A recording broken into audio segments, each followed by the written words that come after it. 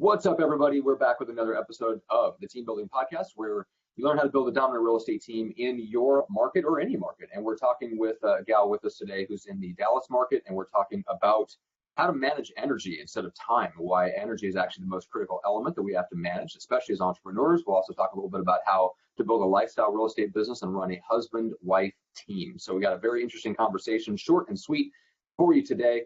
So first of all, the man, the myth, the legend, Jeff Cohn, what's up today? Matt Johnson and Bettina, I'm super jacked about today. Like normal, I came off of a great workout this morning, and I am ready to deliver and receive as much content as possible. Matt, real quick, mic check. You sound a little distant. I don't know if it could possibly be coming through a different mic, so if you want to take a quick peek at that. And before introducing our amazing guests, who we're excited to introduce to you guys today, we're going to talk about some things we've never talked about before. I would like to invite everyone to our next upcoming team building workshop. We have one on this coming Monday, October 22nd. I know that's probably short notice, so please join us on November 12th. The cost to come out to that workshop is $29.97. I'll give all of you a 50% off discount code. Use half off, 1/2 off NOV for November. And then we have launched our January first ever regional mastermind workshop in Miami, Florida. We're going to be staying at a yacht club and hosting the event there. It's going to be a great event. And that's going to be on January 15th and 16th. We have an Eventbrite link that's going to be going up today or tomorrow, so stay tuned on our website. If you go to eliterealestatesystems.com, click on events, you'll see that event as well. If you want to get out of the cold and you live where I live or anywhere north of where I live, I think Miami is going to be a great place to visit in January. So without further ado. Thank you. Well, Bettina, let's welcome you in officially. Yay, All right, give us, thanks for having me. We're super excited to have you. Give us an idea, because we don't have time, I wish we did, to get into all the specifics of kind of how your team has evolved over the years. So just catch us up a little bit. Just give us a snapshot of what the team looks like right now and where you guys are based out of. Right now, it's mostly me and my husband. We have amazing Kim, who's our coordinator, and we have Trudy, who's also helps us on our little team. Okay. And we're in the suburbs north of Dallas. Suburbs north of Dallas. And we're talking a little bit about managing energy. So you have some fun and interesting things that we want to get into.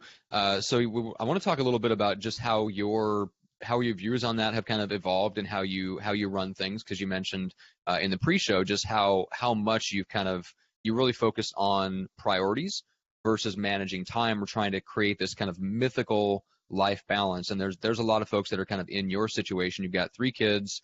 Amazing family. Your family is essentially your business partner, which is, there's a lot of great folks out there like that. So I want to really get into that. So tell me a little bit about just how you look at priorities. Well, we can have a list, and that list is a gazillion miles long. But if we just prioritize, what happened is we read a book called The One Thing, right? So we just prioritize what's the one thing that I can do today.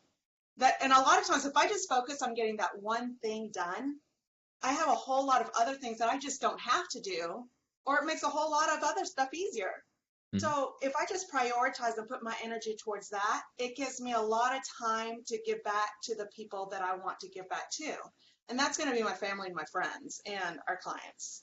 Yeah. Bettina, I have the golden question to follow up to that point. Everybody knows the one thing they need to do. Most people are self-actualized that are at our level. The challenge is actually executing and doing it and having someone hold us accountable to doing it. So share with our audience how you hold yourself accountable to actually executing on doing the one thing in every area of your life that you know is a priority. Okay, so I'm going to admit I'm not perfect at this. No, I'm not. I wouldn't even say I'm great at it, but I do put in that effort, right? Mm-hmm. So if I'm going to do one thing, it's just going to be that one thing. Accountability, I have a family that hold me accountable, right? In the fact that the consequences hurt. Does that make sense? Sure. But a lot of times the things that are most important are things that you can't hold, that you don't see the results of right away. So it's having a vision board. I have our vision board like propped right there. Can you rip it off the wall and show it to us? Yeah, hold on. Yes. Anyone watching on video, yeah, do it. Were you joking or were you for real? No, I'm not joking. I don't joke. I only speak truth. So it's funny. Anyone listening on your podcast, come check out the vision board of Matt. If you can link to it in some way or put a picture of it, she's going to share it with us. So my team does the same thing. And when I asked this accountability question and said it was the golden question, one of the things we've done, and I've talked about this on past episodes, is we have this vision board. And when someone's not accomplishing the day-to-day grind that they're supposed to be accomplishing, call it calls or contacts or appointments, I'll ask them which item would they like to remove from the vision board. So I love Bettina's point that her family holds her accountable. It's really the loss of what her family will no longer get if she doesn't do the correct activity. So I think that's really awesome. All right, pull it up, fill the frame. We're going to take a screenshot. There it is. So walk us through for fun, just 30 seconds. What is on your board? Well, here's the thing. On the 23rd of this month, I'm scheduled to do another board. And here's a tip that I got from Tony Jury, okay? By the way, I have no great ideas of my own. I'm merely a parrot. I just have amazing people in my life. That's all it is. Good. But here's what we did. Instead of calling it a vision board, call it a success board, okay? What we found when my husband changed it from a vision board to a success board, we found out that his was actually a process board. The things that he had on his vision board, like his workout, that wasn't a result. It was all about the path. The things he needed to do to get there. I like that. Right. And the challenge with that is it doesn't allow you the flexibility that might be needed to get the results. So you get so focused on the step by step by step that you might not, after a while, you might realize that's not the way to go. So your point is on a success board, it should have images of things you're going to accomplish. It's not going to have the things you have to do to get to the thing you're going to accomplish. Right. I agree with that. Correct. It's the results that you're wanting. Yep. So residual income, it's rental property, stock, business, all those kind of things. Have you defined on there how many rental properties, how much residual income, or is it more of just an idea of residual income? It's residual income. I don't have the exact I'm gonna have fun and just kind of because I'm talking to everyone in the audience and not just you. I would highly recommend with anything you guys have on your vision board, make it very specific. So like on mine, it's 1,000 single family homes and 1,000 multifamily homes. And that you don't have to come up with a number right now if she writes it down. But I'm just saying have a specific that you can then work towards, because if you want your vision board or success board to actually manifest itself, why not be as specific as possible? Because you could have residual with one rental, and maybe that's what you end up having in 5 years. I'd rather have 1,000. So each of you gets to decide. Right. And maybe some listening would say they'd rather have 10,000. Good for them. Yeah. The bigger we can dream, the better we will be at creating processes like we just talked about, the actionables, to help us get there. So if we dream small, our processes will become small. If we dream big, our processes will be big. All right, give us your 2 or 3 top favorite things that you look at and you get giddy inside.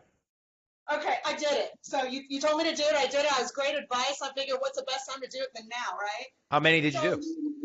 I did 30,000. So 30,000 in residual income. In residual income by the goal date is going to be by the end of next year. Love it. 30 properties, cash flowing 300 a month. Yeah, 30,000 a month. Yep. So from multiple income streams, which is over here, is multiple income streams. These are the people in my life that I want to make sure I stay connected to. I want to make sure that learning is fun for my children. So it's not focused on the grades, but actually the joy of learning. We bought an RV back in January, took a 30-day road trip last summer across the U.S., but I also want to go through Mexico. My husband's kind of concerned about this because he's concerned about safety, but there will be a way and there will be a time. We'd like to go back to backpack through Bangkok. We took 3 weeks and went backpacking through Thailand. And one of my favorite places was islands off of Phuket.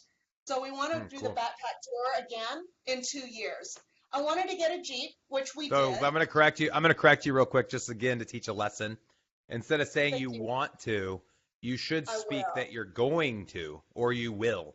So when you guys listening share your vision boards and your team shares the board, it's always, this is what I'm going to do. This is what I'm doing. This is going to happen.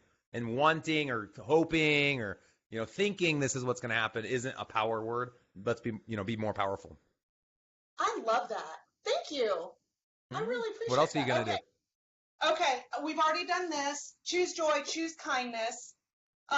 There's a water park We've done a lot of water parks. So the reason I need to update this is that we've actually accomplished quite a bit of this. Yeah, check them off. We're halfway to here. Houseboat. Let me So, throw another idea out there. Once you've yes. accomplished, for anyone listening, you've accomplished items on your vision board. Sometimes we get down and we're depressed and we feel like we haven't moved the dial. Have another board that's your accomplished vision board. So you can just take the images off your vision board and put them on your what you've accomplished vision board. Oh, that's like a do doing That's a done, great but point. doing it on the success board. I love that. Yeah, no one ever does it. I've never seen somebody do it before. I think it helps you feel like, wow, I'm actually making progress, rather than always feeling like you see this board of things you've never done. So you have a board of all the things you have done, and then have a board of all the things you haven't done. That's Let a me great tell you, idea. I will I do just this. go back through my I Facebook promise feed, I'll but do you know. this. That works too, like the memories. I love that little thing that Facebook does. They'll say, 5 years ago, Yeah. this is what you were doing. I Yeah. know. Yeah, it's All right, a let's be double-edged. Facebook is a Bettina, double-edged we're sword with good. that, but I know what you're saying. Right. Bettina, thank you for sharing your board with us and being willing to be vulnerable. I know your visions aren't the same as others, but maybe there were some where people could share. And that's the beauty behind a vision board. It doesn't matter what my vision is compared to your vision. What matters is that we've been able to put that out into the universe. We chose to take the time to self-actualize and recognize what are the things we want to accomplish. We're willing to share that with the people that are closest to us. But we are the only people that are going to do the daily today grind to get there. Before we came on, you talked a little bit about the seasons of life, and I thought that was great. As a mother of 3, you're happily married. Well, I guess not. I don't know if you're happily married, but you're married. I got to meet your husband. He seems like a great guy. So help us, let's go into seasons a little bit, and then I know we're going to get into energy. And like I prefaced this entire podcast episode, it's going to be different than anything we've talked about. So all of us are in different seasons, right? Like before you are with a significant other, while you're dating someone, your age could be possibly a season, your level of education, what type of team you have. I mean, there's all these metaphorical seasons that we go through. Take us through maybe 1 or 2 seasons that you've gone through, and maybe share with the audience where you're at right now. And then maybe what changes with your workload balance, life balance, based on the season that you're in. Absolutely. So, I mean, if you go back far enough, it was just me and Juan. We were dating. We had Logan, and that was a season. We had a soccer business, and we had lots of time to travel. And then we went into the real estate and the building of a business, which was very consuming. And we went through all. The key in all of this is we consistently made sure we read books along the way. Mm-hmm. That's one thing that probably stayed consistent throughout all of our seasons, is that we consistently kept reading and improving on ourselves. But I'm going to share one of my favorite quotes, and it might have come from the one thing. Tell me who watches this thing. I'll give you a $25 gift card I'll mail one to you if you guys can tell me the answer to this question or this quote. Okay. Who wrote this quote? The difference between you and me are the books that we read and the people we meet. I use it all the time, but I remember. Feel like it's a Jim Rohn quote. Was it Jim Yeah. Rohn? Might be Jim Rohn. Matt, Who if you knows? got it right, you're getting a $25 gift card. Yeah, exactly. Thanks. I'll add that to your bill. I can Google it really quick. The difference between you and me are the people we meet I and the love books that. that you read. And then I add on to that, of course, so shameless plug, and the podcasts you listen to. Yes. I should just say, and the team building podcast. Yeah, exactly. All right, so Bettina, we talked about so books were a consistent theme, kind of running throughout all of your seasons of life. So you talked about, obviously you're dating, then you have a child, you dive headlong into starting a business and starting a real business, right? And you guys we're running the whole MREA model and the whole thing, super time consuming. What was how do you manage your energy in that time when you feel like you're in building mode? Because that's where a lot of people that are listening to this right now feel like they're in total building mode. They're trying to lay the foundation. They're doing client service work while they're trying to get their sales and marketing together. And it feels like you're doing about 17 different things all the time. Looking back now, what are some of the things you felt like worked for you to manage your energy? Diet is huge. Managing my sleep. Yeah. Alcohol intake. More? So more. I got you. More. Okay. Yeah. Probably less. And Okay. the thing is, I think in our industry, we talk a lot of, I don't know that that's something we talk about a lot. We joke a lot about we drink more. Like real estate makes you drink more. But what Right. happens is when you drink more, you actually produce less. So it's kind of, I don't know that we talk about that enough. Let me address this one quick, and I think this is a great point, and you're right. No one wants to talk about the things they do wrong or their bad habits. So growing up Mormon, I don't drink. So instead of drinking, I ate.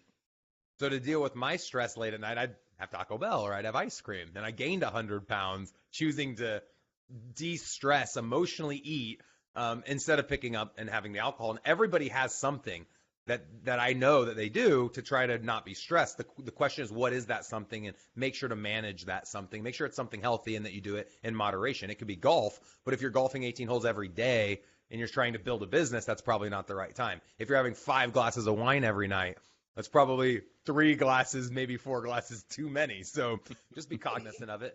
So what else? Those were good ones. Diet, sleep, back, consumption of alcohol. I hired a full-time nanny to help with the kids. Nice. It was nice, and that it was necessary for the time.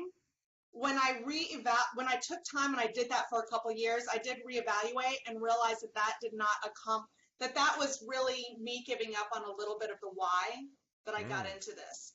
So what I realized is that when I get into this industry, when you get into this industry, everybody wants to talk about your gross commission income. They want to talk about your number of transactions, right?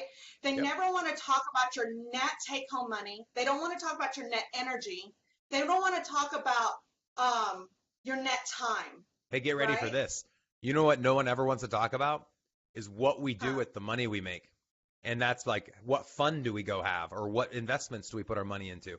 Everyone wants to talk about the grind, and no offense, the grind's not the sexy fun part. The fun part is, hey, where do you put the money? Absolutely. And then if you start with why, right? That's where probably a good portion of our money should go to. Like, it's easy. Yeah. Like, we want to give it away. We want to do all these things, but sometimes we need to invest in for me, in my season, it's really investing into my family and into my children so that when they grow up, because I can give just what I can give, but I've got 3 children. I raise and invest. I raise those children. I invest in those children. Those 3 children, I put those 3 children out in the world, I think that they'll be able to contribute significantly more than I can. One, they've just had a more opportunity at their age than I did at their age. So your point is, and I love this mindset, I agree, and I have 3 kids as well, is that by putting your time and energy into investing in your children, you'll make a much greater impact than putting your own personal time and energy into maybe other philanthropic ventures that take you away from your children. Yeah, and nothing wrong with philanthropic, I'm just not in that season in my life right now. Right. No, makes sense. But when they get older and they can contribute, that'll be my season to do that more. Sure. Love it. All right. So what else? So we talked about diet. You talked about consumption of alcohol, which I know a lot of people struggle with that. You talked about your sleep, books that you read, podcasts. What else? Yeah. I think if we focus on those things, we'll get ahead. The best thing I did for my business was hire a coach. That was an easy decision for us.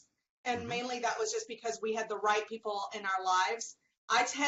You tell me something that'll make life better for me, I will do it now. So I could tell you wrote the thing on your vision board the second I made the recommendation, which was awesome. Hey, shameless plug, guys. I own a coaching company, EliteRealEstateSystems.com. We offer a live stream group coaching product. It's called Modern Coaching for the Modern Agent for $497 a month. Extremely inexpensive.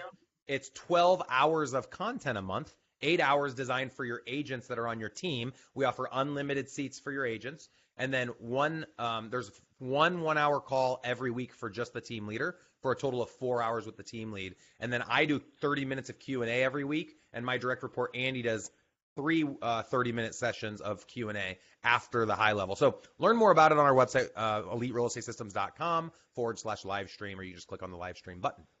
All right. Can I ask you, when you say Q&A, what do you mean? So we make ourselves available. So we don't do individual accountability coaching. We think that that's outdated.